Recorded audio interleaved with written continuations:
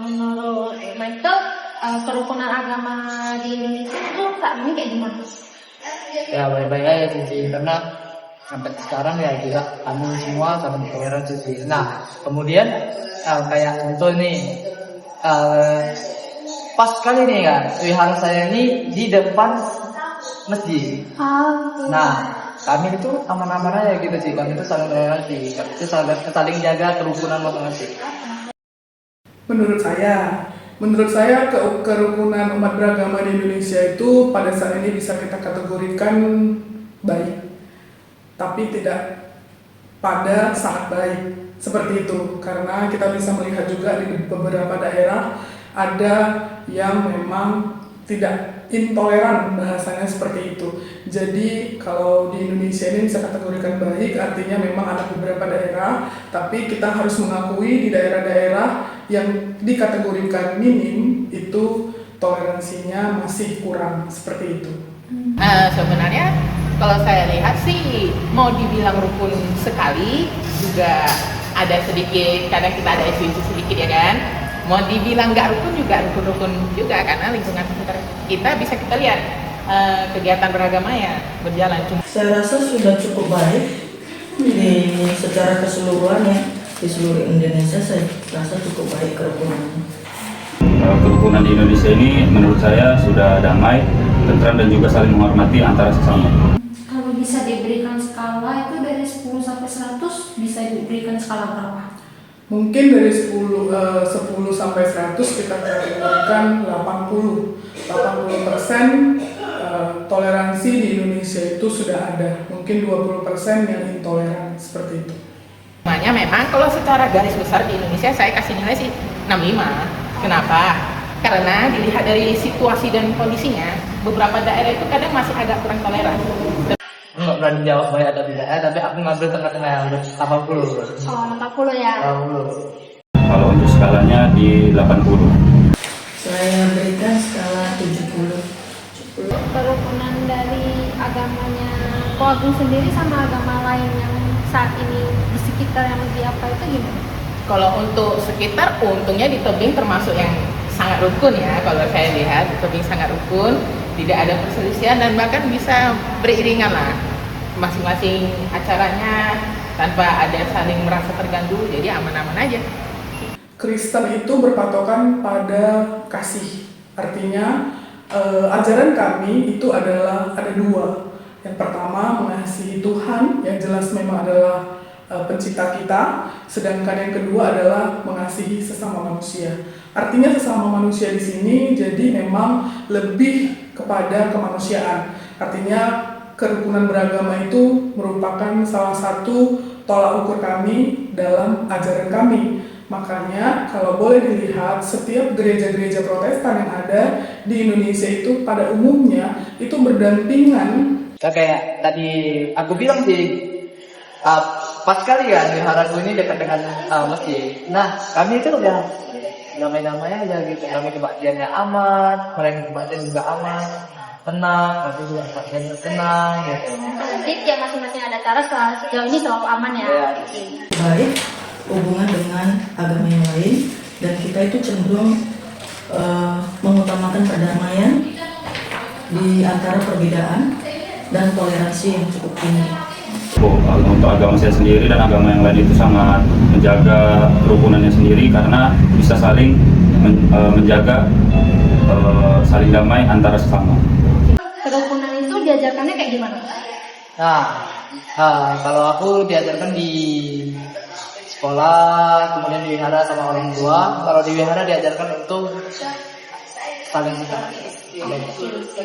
Harus dipupuk dari awal. Artinya dari awal itu adalah dimana dari kita mulai mungkin mendidik anak ya. Artinya anak-anak itu atau kaula muda itu seharusnya lebih diberikan pendidikan ini, karena mereka dari awal-awal itu mereka sudah tahu. Karena kebanyakan sekarang ini kan kita lihat sekolah-sekolah itu mereka sudah pada ras-ras mereka sendiri. Jadi sebaiknya pemerintah juga berperan atau orang tua berperan aktif untuk mengajarkan kepada anak-anak kita toleransi beragama, baik itu juga dengan bertetangga. Mungkin kan tetangga samping kiri, samping kanan mungkin dia berbeda agama, jadi mungkin lebih boleh berinteraksi seperti itu. Jadi itu merupakan satu pondasi awal kepada kaula muda supaya mereka itu bisa intoleran itu tidak ada gitu. Atau Kerukunan di dalam agama saya sendiri itu mengajarkan kalau kita saling menghargai kepada agama yang lain dan juga saling menghormati juga pada agama yang lain. Secara Buddhisme itu pada dasarnya itu Buddha itu juga dia kan mengajarkan kita untuk punya yang namanya simpati, empati. Nah, simpati dan empati ini itu kita pakai untuk bisa kita melihat sudut pandang orang lain juga. Jadi sehingga kita bisa memahami masing-masing makhluk itu bisa punya pilihan hidupnya sendiri. Dengan adanya pilihan hidup yang kita tidak bisa mencampuri kepercayaan dia, mau seperti apapun itu, mau kita paksa ya nggak bisa. Itu masing-masing balik lagi juga hak masing-masing dari makhluk hidup. Itu juga agama Buddha itu tidak mengajarkan kita untuk kayak Buddha itu langsung bilang agama harus dibela mati, enggak. Cumanya kita itu harus bisa berpikir secara logis pertama. Kedua, ini gambaran menurut saya ya. Kedua, Buddha itu lebih cenderung agar kita itu kayak di Buddhisme itu kita buktikan sendiri yang dibilang Buddha. Jadi nggak langsung ditelan mentah. Itu juga salah satu pendukung lah. Jadi ada malahan sebenarnya kekurangannya kadang ada umat yang agak merasa agak remeh juga untuk mempelajari lebih dalam karena Buddha juga nggak terlalu memaksa. Ya pada dasarnya gitulah, berkaitan dengan yang masing-masing individu punya karma masing-masing, masing-masing itu punya niat masing-masing dan pemikiran masing-masing itu berbeda pandangan, tapi tidak bisa dipaksakan. Yang bisa kita ubah cuma diri kita sendiri. Perbedaan itu harus membuat kita saling mengasihi, saling tolong-menolong antar umat beragama walaupun kita berbeda. Untuk menciptakan suasana kehidupan beragama yang harmonis itu kayak gimana caranya antar masyarakat heterogen? Yang pertama sih pastinya itu tetap kita saling bertoleransi. Yang penting toleransi dulu ya. Kita resepkan ya itu Bhinneka Tunggal Ika. Berbeda-beda agama, suku, ras maupun pendapat atau yang lain sebagainya, tapi kita Cara tidak mengusik ketika suatu agama sedang beribadah dan juga menjaga keharmonisan dalam berkehidupan walaupun berbeda agama. Menurut saya itu bukan dari usaha yang dimana-mana, lebih ke diri sendiri dulu. Nah, sama seperti tadi, empati, simpati, ketika kita sudah punya itu, otomatis kita juga nggak akan menganggap diri kita, oh saya lebih hebat dari orang lain. Enggak, karena kita kan merasa, ya udah saya beda itu sama, saya cuma beda, nggak lebih tinggi, nggak lebih kurang. mungkin yang harus dilakukan itu yang pertama mungkin gotong royong, menciptakan suasana di mana sesama kita yang di lingkungan itu bisa saling berkomunikasi. Sebenarnya intinya adalah komunikasi gitu kan, supaya membentuk satu serasa sama gitu kan. Jadi contohnya ya tadi kita ciptakan satu gotong royong, suatu bentuk cara kita untuk bertoleransi juga. Terus mungkin kalau di lingkungan sih mungkin lebih ke situ ya, karena pada dasarnya kan anak-anak sekolah atau kita juga kerja seperti itu. Jadi kita ketemunya pasti di hari-hari Minggu atau Sabtu, di weekend. Jadi ya adalah seperti forum-forum juga gitu kan, dibuat seperti forum musyawarah, mungkin seperti misalnya nih udah mau hari raya Idul Fitri contohnya, kita buat yuk supaya seperti apa untuk menghias-menghias. Terus nanti mau Natal, yuk kita buat seperti itu. Jadi dia ada forumnya yang pertama. Kedua kita buat juga seperti untuk komunikasi, untuk gotong royongnya. Mungkin lebih ke situ sih menurut saya. Saya rasa hanya dengan yang kecil aja, menghargai hari besar setiap agama yang ada di lingkungan kerja, di lingkungan tempat tinggal. Gimana seharusnya setiap umat itu menjaga kerukunan antar agama di dunia? Dengan cara yang menghormati tadi, lalu juga kita saling menghargai lah ketika orang sedang beribadah dengan agamanya sendiri. gimana nih? untuk mereka sendiri. Setiap agama yang harusnya itu bisa jaga kerukunan nggak? Ya, harus lebih. Kita tuh harus toleransi lah. Kita tuh harus jaga kerukunan agama kita masing-masing. Jangan sampai ada debat sama yang agama lain. Jangan sampai ada konflik-konflik dengan agama lain.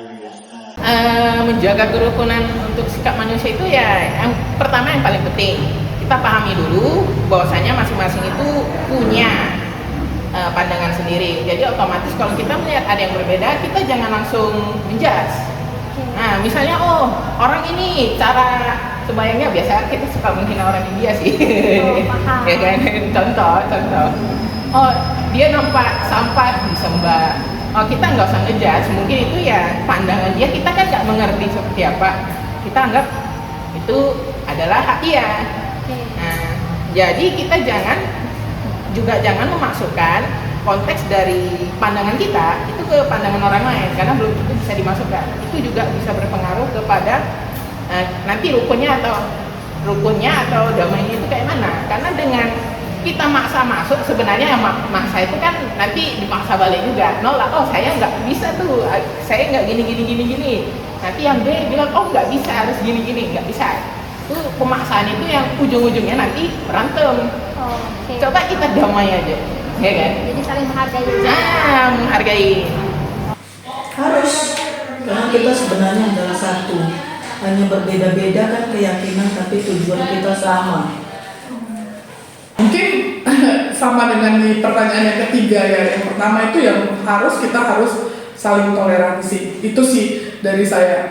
Peran pemerintah untuk menciptakan kerukunan itu harusnya gimana?